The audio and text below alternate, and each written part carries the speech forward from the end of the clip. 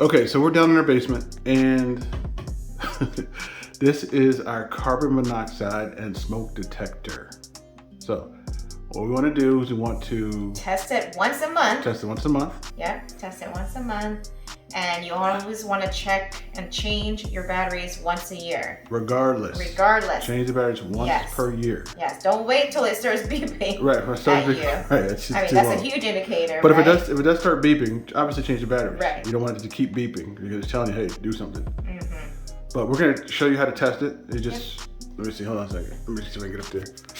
It's a little button. See the green? Ours press is the button. right here, and it's gonna be loud. It's gonna be loud. Ears.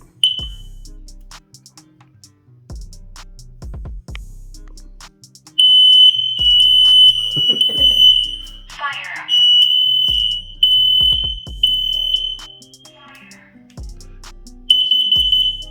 So it's going on Carbon monoxide. all around our house.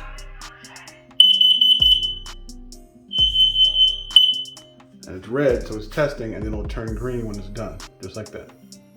So now it's done. So do that every month. Change the batteries every year, regardless of how good you think the batteries are. Yep, that's it.